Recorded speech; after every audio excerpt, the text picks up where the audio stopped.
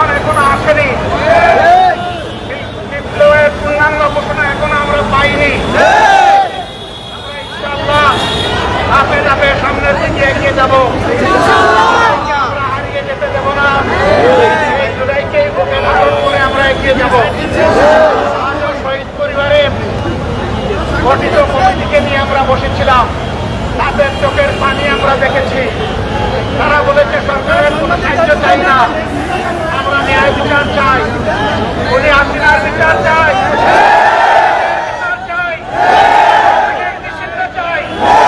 আলহামদুলিল্লাহ তাদের আর্থিক দাবি পূরণ হয়েছে। এখন আমরা বলবো সরকারে যারা আছেন তারা যেন বিচারকে ত্বরান্বিত করে মানুষের প্রতি সম্মান প্রদর্শন করে।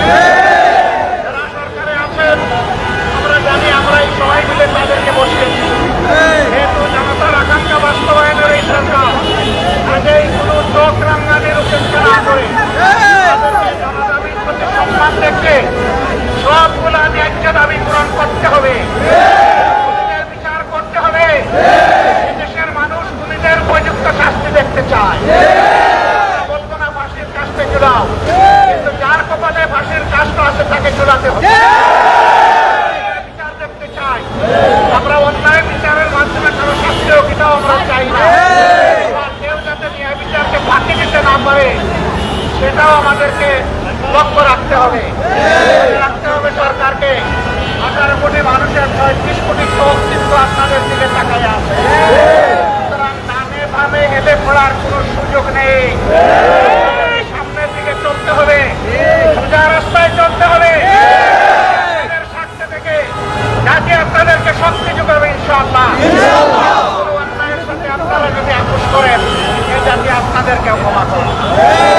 আশা করব তারা কোনো অন্যায়ের সাথে আপোষ করবেন না।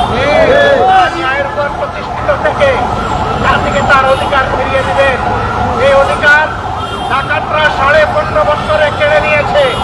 আমরা চাই সেই অধিকার জনগণের হাতে তুলে যেন ভাবে কেউ যদি থামা চাপা দিয়ে খুব কৌশলের আশ্রয় নিয়ে কিছু করতে চায়, এই বিপ্লবী জনগণ মানবে না। আজকে 2 দিনের ধারাবাহিক কর্মসূচির প্রমাণ। সব কিছুকে উপেক্ষা করে দিন রাত বিপ্লবীরা রাস্তায় ছিল, আর তাদের সাথে আমাদের অন্তরাত্মা পড়েছিল। আমরা সবসময় তাদের সাথে সম্পর্ক রক্ষা করে চলছিলাম। আমরা পরিষ্কার মনে চাই, জুলাইয়া বা বৃদ্ধ বনিতা শিশু মা বোনেরা সহ সবাই যেমন রাস্তায় নেমে এসেছিল, আগামী দিনে যেন আর এমন পরিস্থিতি তৈরি না হয় যে আবার আমাদেরকে রাস্তায় নামতে হবে। নামার আগে এই দাবিগুলো আমাদেরকে পূরণ করে দিয়ে দেবেন আপনারা। আমরা সেই দিনের উপেক্ষায় থাকলাম। আজকে অধিকার বাস্তবায়নের না ফ্যাসিস্ট আওয়ামী লীগকে নিষিদ্ধ করা, এই দাবিতে যে বীর সন্তানেরা ঢাকা সহ সারা বাংলাদেশে আন্দোলনে ঝাঁপিয়ে পড়েছিলেন, আমি আরেকবার সেই বীরদেরকে বিপ্লবী অভিনন্দন জানাচ্ছি। আমাদের বিপ্লব শেষ হয় নাই।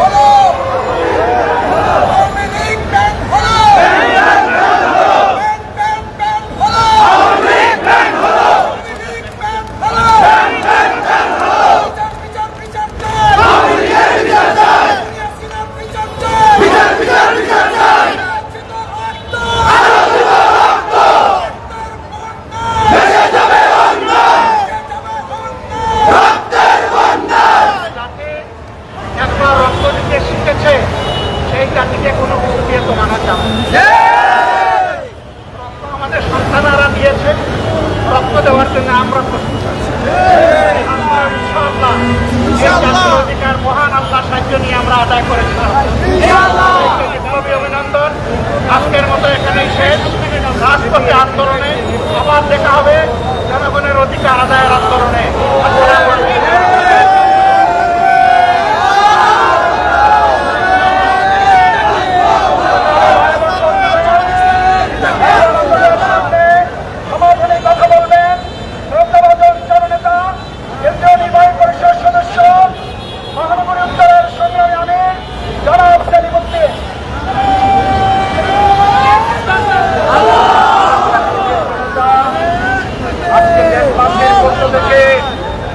সর্বপ্রথম আল্লাহর শুকরিয়া আদায় করছি, সাথে সাথে আমি কৃতজ্ঞতা জ্ঞাপন করছি আমাদের সংগ্রামী আমির জামাতের, যিনি বিপদেও জাতির সাথে থাকেন, সুখের সময় জাতির সাথে থাকে। এই মধ্যরাতে আমাদের কষ্টের সাথে আনন্দের সাথে সহানুভূতি প্রকাশে আসার জন্য তাকে দেশবাসীর পক্ষ থেকে বিপ্লবী অভিনন্দন জানাচ্ছি।